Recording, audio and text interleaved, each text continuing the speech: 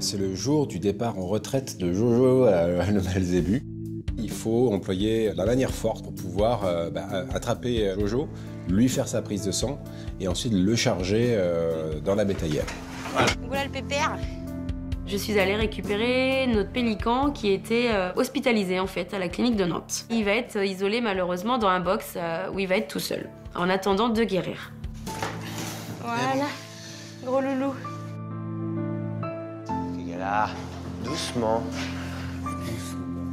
On doit l'endormir pour lui faire un bilan complet de son état de santé avant son départ.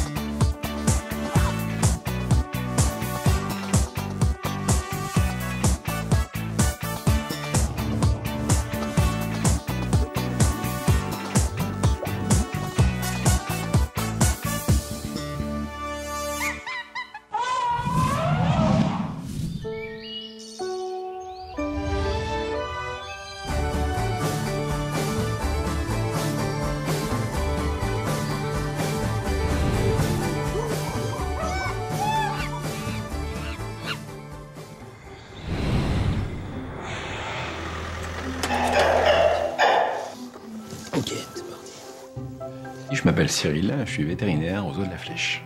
C'est le jour J pour Chiara parce que c'est le jour de son départ. Elle doit partir pour le zoo de Chester qui se trouve en Angleterre. Elle va aller là-bas pour rejoindre un groupe et donc être future femelle reproductrice. Pour mettre Chiara dans sa caisse de transport, on doit l'endormir et donc la flécher.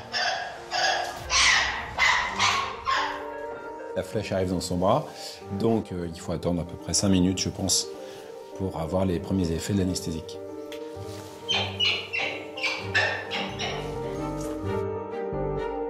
Je m'appelle Kataï, je suis fauconnier aux Eaux de la Flèche. Une fois que Chiara est fléchée, on la laisse tranquille. Moi j'observe comment elle va évoluer, est-ce qu'elle va s'endormir tout de suite, est-ce qu'elle va tomber, voilà, pour être prêt au cas où, s'il faut agir, faire quelque chose, quoi. Ce que je crains toujours chez ces animaux, c'est qu'en fait, ils s'endorment assez brutalement et que du coup, ils chutent des agrès où ils sont. Là, je commence à voir Chiara qui a des petits problèmes d'équilibre et j'ai peur que d'un seul coup, en fait, la queue lâche parce qu'elle se retient plus que par les postérieurs et la queue et que boum, elle tombe au sol. C'est pas un linge ou un... Fermez la porte du bâtiment, s'il vous Pour plaît. l'atterrissage. Ouais. Donc du coup, je demande à ce qu'on vienne avec un linge ou un vêtement pour qu'on puisse être dessous pour la réceptionner, sans pour autant l'attraper tout de suite parce qu'elle n'est pas encore suffisamment endormie, donc là on prend un risque.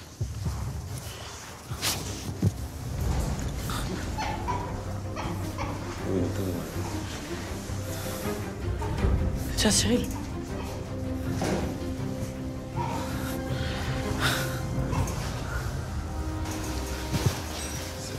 Mets-toi en face parce que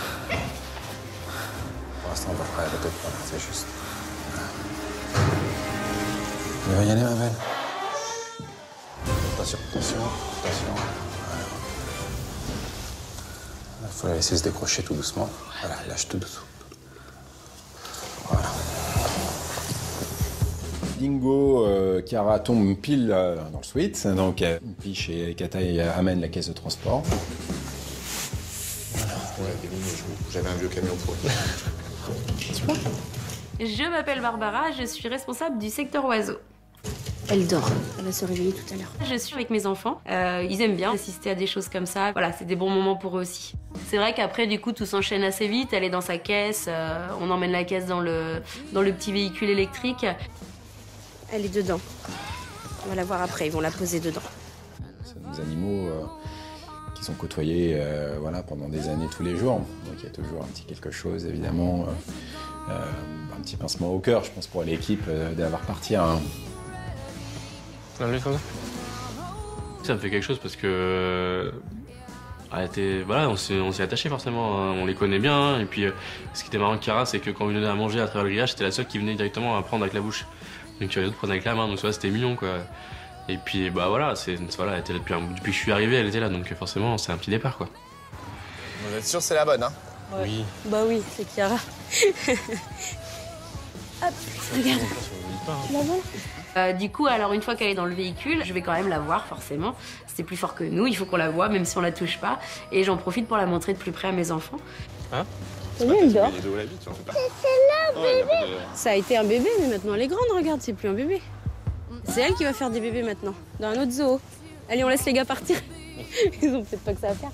Voilà, après, bon bah c'est le moment du départ. Elle doit quitter le zoo, donc voilà, Cyril, elle va la remettre au transporteur un petit peu plus tard dans la soirée. Donc en attendant, elle va être au calme au niveau des coulisses ou de l'infirmerie. Voilà, ça va se passer plus loin.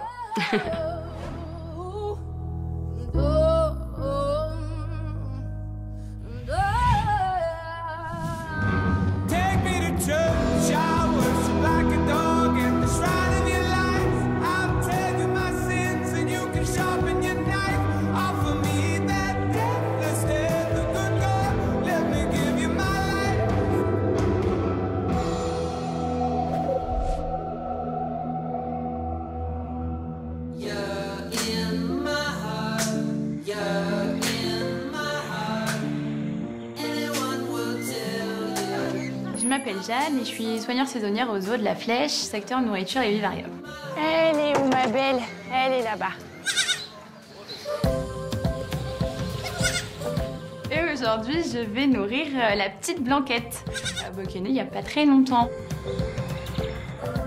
Et comme sa mère ne s'en occupe pas, eh ben faut qu'on lui donne son petit biberon.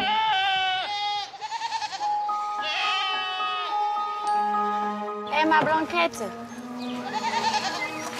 Regarde. Hé ma belle. Je sais pas où c'était. Ah, fais voir ma belle. Bon alors. Oui ma belle. Blanquette, elle est toujours mignonne, elle est adorable, adorable. Je comprends pourquoi les gens craquent dessus. Hein. Ah bah forcément, t'as tout direct, tous les enfants, ils commencent tous à venir autour, il y en a de partout. Ça se voit qu'ils sont tout émus, tout contents, enfin ça leur fait super plaisir au final de pouvoir voir ça. Tu vas essayer de lui donner? Je te dis quand tu peux le prendre. Hop, vas-y. Tu peux le prendre. Lève un peu plus par contre, tu vois, faut que ce soit comme si elle t'était chez sa mère. Donc c'est pour ça qu'il faut lever un petit peu plus, tu fais toi. Vas-y. Du coup, bah, je leur propose en fait, donc forcément ils sont trop contents. Tiens, tu peux venir par ici. Ah, tu le tiens? Alors mets-le bien, tu vois, pour que le lait descende bien. C'est vrai que ça, c'est des trucs quand on est petit, enfin on s'en souvient. Ça, on peut dire, ah bah moi j'étais au zoo et puis j'ai nourri un petit chevreau. Enfin ça fait juste trop plaisir aux enfants et ça fait plaisir de faire plaisir. Hop, allez. Bon bah bonne journée. Bonne journée. Au revoir.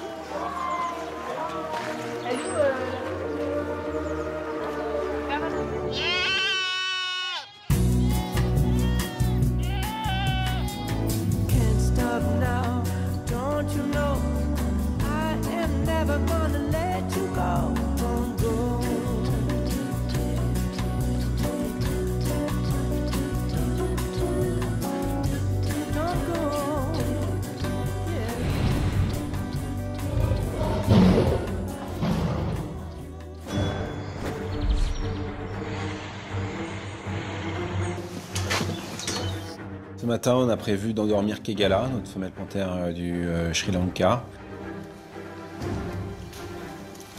Coucou Fifi. C'est bien ça. Je m'appelle Geoffrey, je suis soigneur au secteur fauve du zoo de la Flèche. Kegala, doucement. Doucement. On doit l'endormir pour lui faire un bilan complet de son état de santé avant son départ. Depuis son arrivée, en fait, Kegala avait tendance à prendre le dessus sur Arka. C'est pas possible de garder deux animaux qui ne s'entendent pas. Je pense qu'elle va pas tarder à partir dans un zoo. Donc Kigala va partir dans un zoo en Italie d'ici quelques semaines et en espérant voilà, trouver une nouvelle femelle pour Arka. Bah ouais, petite Kigalou.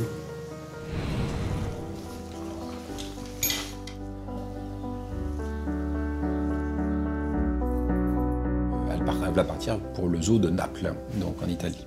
Et le zoo de Naples m'a demandé une batterie d'examens vétérinaires. Donc parmi ces examens, il y a une recherche de virus.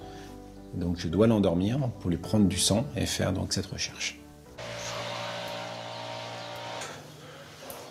T'es presque trop près, ma grande. Pour l'endormir, je fais la fléchée, donc avec une sarbacane. En général, les animaux ont plutôt tendance à aller à l'autre bout du box. Et là, en fait, elle m'a encore jamais vu lui faire ça, donc elle me connaît pas. Donc, et elle a cette naïveté un peu touchante de l'animal qui vient juste voir ce qui se passe.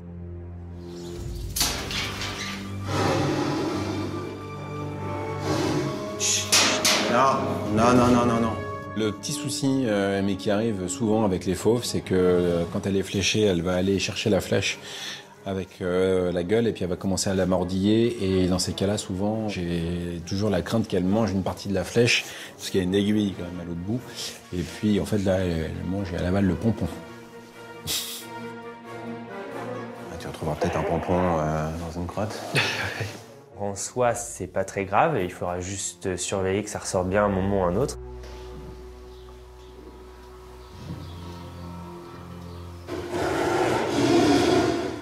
Le pompon. Ah ouais, mec, Kigala. On a récupéré le pompon. Ah, elle a vomi. Elle l'a vomi. Ouais. Ça, c'est un des effets secondaires de l'anesthésique. Elle a un petit haut de cœur en fait au moment de s'endormir et elle renvoie en fait le pompon qu'elle avait avalé. Coup de bol.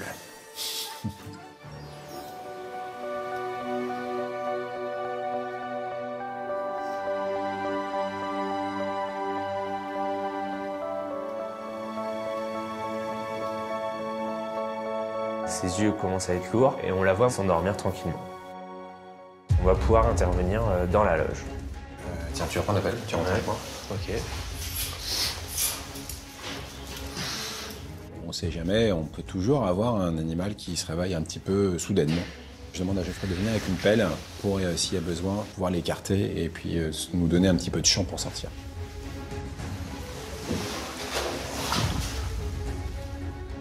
Là, c'est la pression qui monte forcément parce qu'on n'a pas le droit à l'erreur. Il faut vraiment être sûr que Kigala dorme bien. Après, je sais très bien que Cyril est très vigilant là-dessus. Je le suis aussi parce que je tiens à ma vie. Ouais, on va basculer. On va la descendre. Okay. Ouais. On a, en toute sécurité, on a une petite demi-heure. Voilà. C'est le temps que je me donne pour faire ce qu'on a à faire.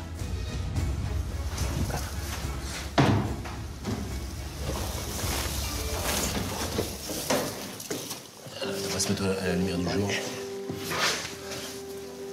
C'est bon, voilà. Là, on la voit toute apaisée, toute calme, donc ça fait bizarre. Et c'est magnifique. Elle est très très belle.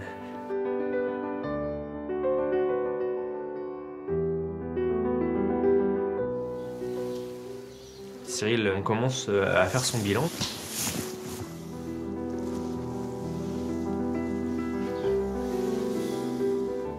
Et puis vient l'heure de la prise de sang. Comme chaque prise de sang, en fait, c'est compliqué parce que le produit anesthésique joue énormément sur la circulation du sang et du coup, Cyril, il galère. Du coup, quand tu piques, il n'y a rien qui vient dans la seringue. Mon souci, c'est que quand je pique dans la veine, j'ai pas de sang qui vient. On va se donner plusieurs chances, mais évidemment, le temps tourne et le chrono tourne. Oh, c'est pas vrai ça.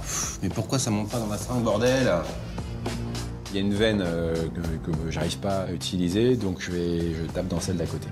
Et là, en fait, ça vient, mais tout doucement, tout doucement, tout doucement. Ok. Au final, on y arrive, mais quelle galère. Une fois que le bilan complet est terminé, donc Cyril part, moi je reste dans le bâtiment et j'attends qu'elle se réveille. Ah bah ça y est. Coucou fille. Viens là. Je suis là. Bah ma belle, bah oui. Doucement. Mais te lève pas tout de suite. Hein. Non, te lève pas, Kigala. Elle a son instinct de panthère, elle essaye de venir vers moi pour me sauter dessus, sauf que elle galère parce que bah voilà, elle tient pas sur ses pattes. Doucement, doucement, Kigala.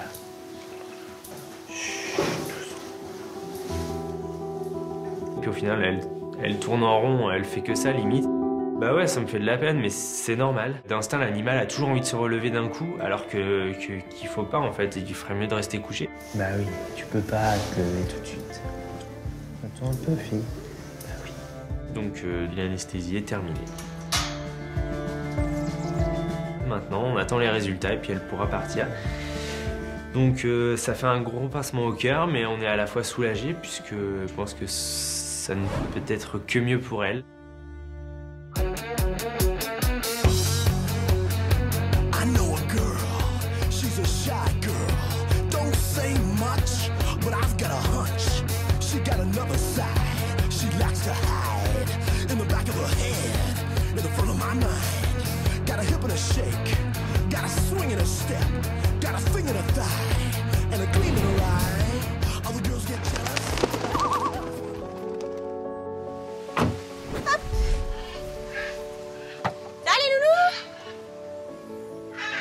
Ça va, gros pépère? T'es rentré au bercail, on va te sortir de là. Hein. Donc aujourd'hui, je suis allée récupérer notre pélican qui était hospitalisé en fait à la clinique de Nantes. On nous a signalé un pélican qui est blessé.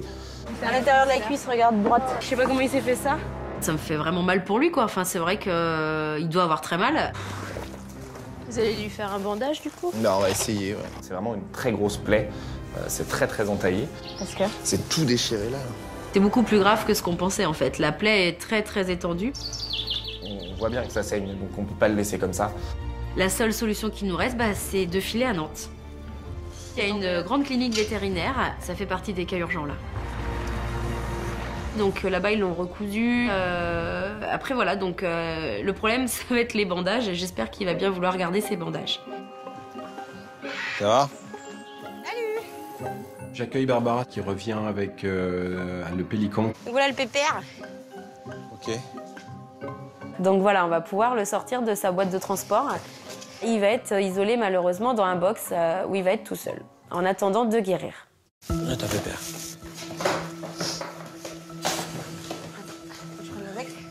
C'est bon.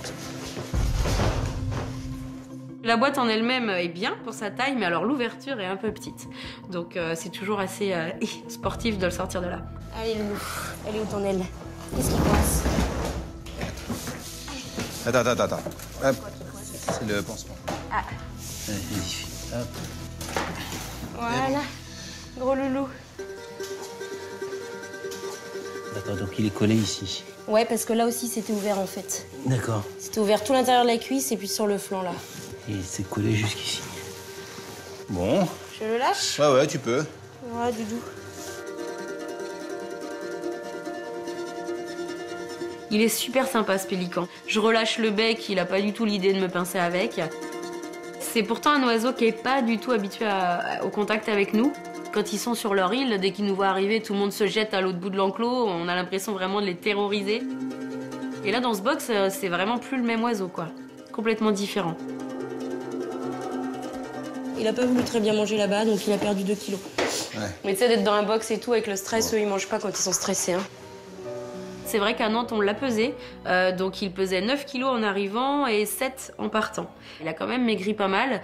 C'est vrai que c'est des oiseaux qui stressent beaucoup. Donc dès qu'ils sont seuls, dès qu'ils sont enfermés dans un endroit qu'ils connaissent pas, ils peuvent vite se laisser aller à pas manger.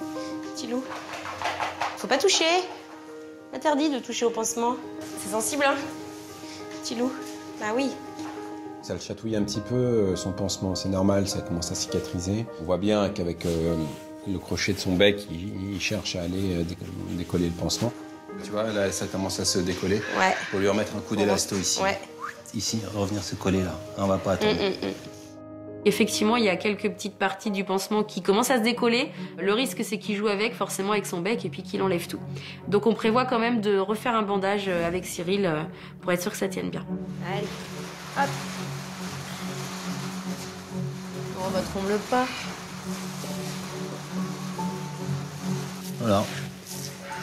Ça tiendra. Est-ce que ça tiendra? Ben ouais. T'as le droit d'y aller, hein? Ouais, tu peux le lâcher. T'as le droit d'y aller? Non, t'es bien comme ça? C'est vraiment un oiseau super gentil. Il reste collé à moi. J'ai beau le lâcher, il a pas l'idée de s'en aller pour autant. Il est vraiment sympa celui-là, hein? Bah oui. Allez, tu me laisses sortir? C'est bon? Pas de coup de bec par derrière, hein? Non. Ouais, t'es mignon. On va te donner à manger tout à l'heure. En le quittant, moi, ça va bien. Il est alerte, il se tient bien, il a bon œil, bon pied, bon œil, tout va bien.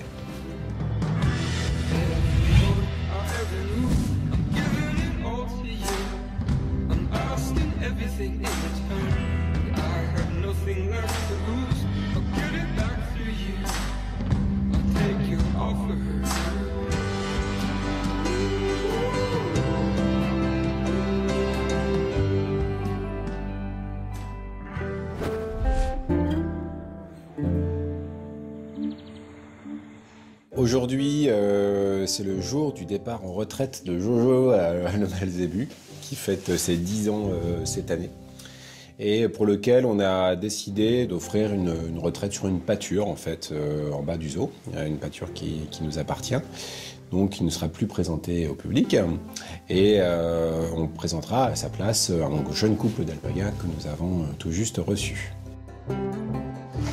Donc là, du coup, qu'est-ce qu'on fait exactement? Qu'est-ce qu'on fait? On l'attrape au niveau des cornes. Alors, je m'appelle Sébastien et je suis soigneur au secteur éléphant. La mini-ferme sans Jojo, ça va faire bizarre. C'est vrai que c'est un animal qu'on connaît depuis des années et des années. Donc, le voir partir, c'est jamais évident.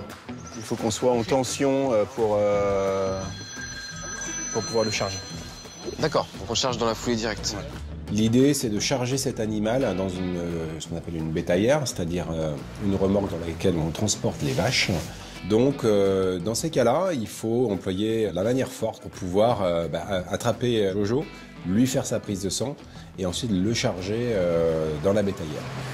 Alors, je dois faire une prise de sang parce que c'est réglementaire, c'est un dépistage en fait de maladies qui sont surveillées au niveau du département, donc c'est obligatoire. Qu'est-ce qu'elle fait là?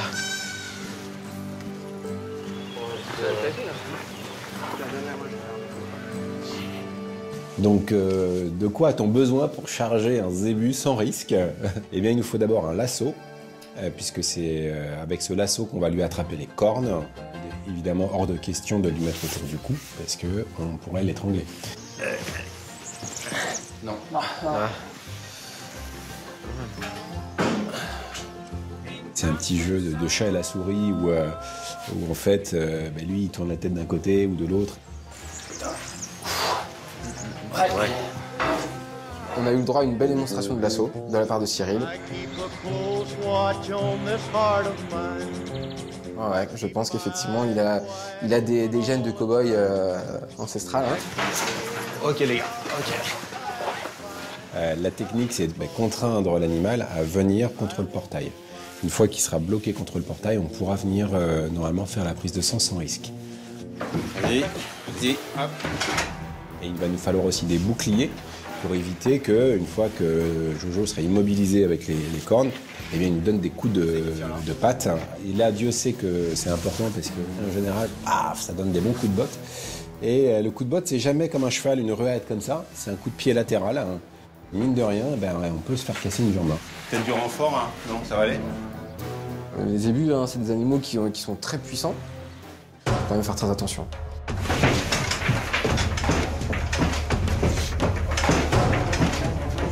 La prise de sang, dans ces cas-là, elle se fait sous la queue. Donc on soulève la queue et puis hop, on pique juste à cet endroit pour remplir le tube. Voilà, impeccable. Stop! Stop! Et après, il y a le trajet du bâtiment jusqu'à la bétaillère qui paraît très court, mais qui finalement est très long.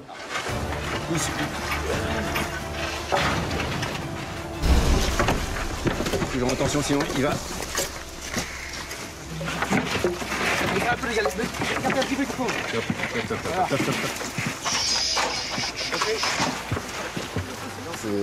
C'est assez violent quand même. Hein. Allez, voilà, c'est bon. Là. Resserrez-lui derrière le cul. Allez, voilà. On arrive au niveau de la bétaillère, sauf que la bétaillère est trop haute pour Jojo. Donc il y a une marche qui est assez importante et il va falloir qu'il monte cette marche-là. Faut qu'on le soulève, les gars. Enlevez les boucliers. Allez. Faites gaffe au patin, mec, surtout au patin. Honnêtement, j'ai un petit peu peur pour les gars quand même quand je les vois faire ça. C'est quand même un zébu de 250 kilos. Les gars, faut faire gaffe parce que bon, ça part vite, un coup de pied quand même. Attention aux pattes, les gars. Là, les gars, ils réfléchissent pas. Ok, brom, on le lève, on le porte et on le met dans la bétaillère. Bon, voilà, c'est fait. Avec un mot, Jojo. C'est un départ pour une autre vie. Et je pense qu'effectivement, il aura bien mérité sa retraite dans un beau pré, avec de l'herbe, tranquille. Une bonne chose pour lui. Le but maintenant, c'est de trouver de ramener les 2 autres nouveaux pensionnaires de la mini-ferme, à savoir 2 alpagas. Les alpagas sont dans un box de quarantaine tout en bas du parc, donc on part à 8 ou 9 et on part chercher les 2 alpagas. Bah ouais. Pour transférer un alpaga, vous prenez un alpaga et vous prenez 4 gros bras. Ouais, est-ce qu'il va falloir le lever? Ok, la tête c'est bon. Vous tenez la tête. C'est bon? C'est bon. Ouais, on est parti. Attends. Je m'appelle Béranger, je suis soigneur polyvalent au zoo de la Flèche. Allez bonhomme, on y va. Alpaga en action. J'ai l'honneur de porter notre fameux José avec sa super belle frange. Lui, il a vraiment une bonne tête de vainqueur. Ils sont en train de se dire, mais qu'est-ce qui se passe? Qu'est-ce qu'ils font? Clairement, on fait voler l'alpaga. Oui, je pense que pour eux, c'est une sensation étrange. Ils ont l'impression d'être téléportés comme ça.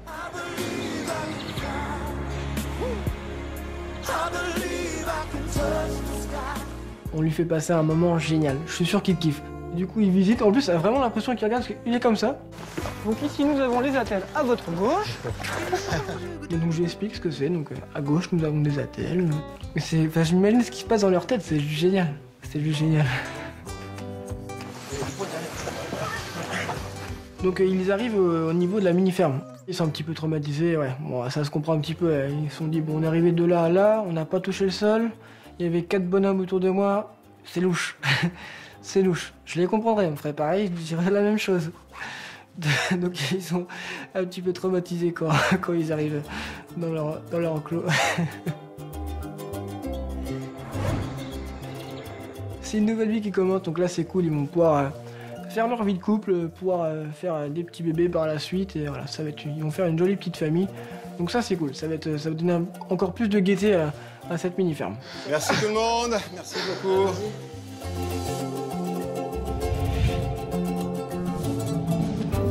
Nous avons eu des bébés coatis qui sont nés et ce matin, grosse opération avec Cyril, on doit tous les attraper pour les sexer.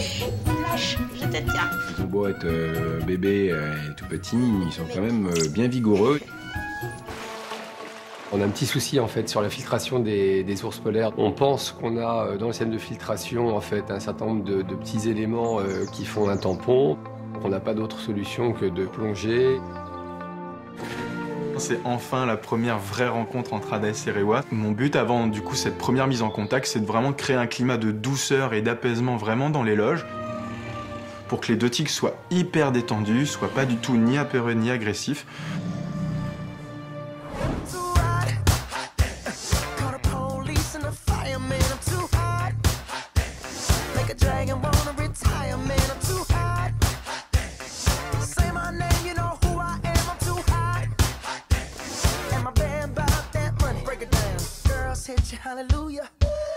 sit you hallelujah. Girl, sit you hallelujah.